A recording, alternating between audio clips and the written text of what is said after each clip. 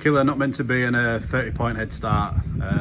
Always going to be difficult to come back from. Yeah, very, very difficult. You felt like there's always going to be one outcome today, especially early on, for a number of different reasons. We didn't get the rub of the green, or a couple of decisions that you thought we might have got, but we didn't. But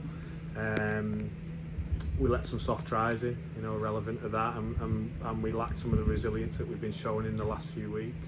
What I am pleased of is the reaction from half time.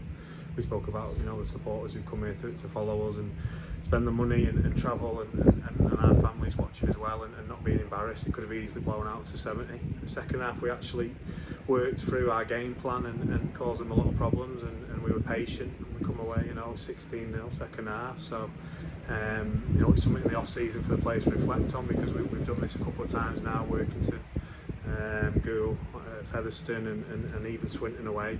We can't be starting and chasing the game, and even early try from a kick, alright, 6-0, and we kick out on the full, and I think then we concede again, and then we steal the ball, and we just didn't have any ball or territory in that first 10-15 minutes. But the good sides ride that out and shift momentum, and they don't do it after a telling off at half time. So it's one to reflect on. Congratulations to Crusaders, worthy champions. They've been consistent all year.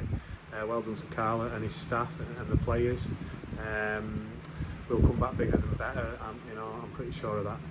It's been a common theme that we've not started well in games, and as you said there, today's no exception, and it just beat us at the end.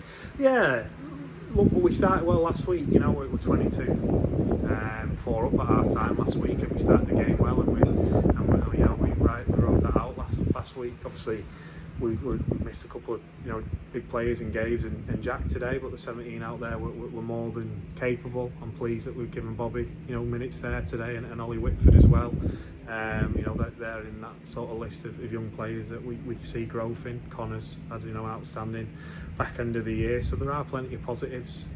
He's just disappointed with that first 40 minutes, because if we'd have got into that set for set and that grind and didn't toss up a 44% completion rate, then it might have been a different outcome, because you could see what we did do when we did get our completions up, and we did get through our sets. We forced some errors, we forced them back, and we scored 16 unanswered points. You got players moving on, staff moving on as well. It's been an emotional-ish day today.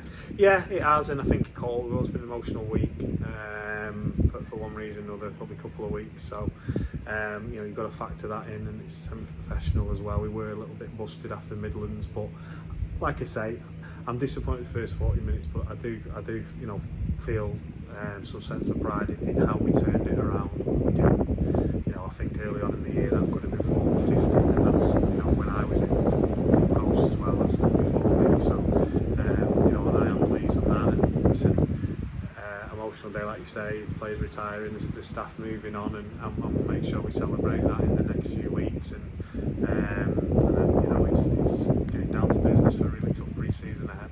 It's been exciting to watch the turnaround since you came in. A few tough wins, nail biters in there as well. Some gone your way, some haven't gone your way, but thanks for that. Thanks for everything you've done since you come in. Cheers, mate.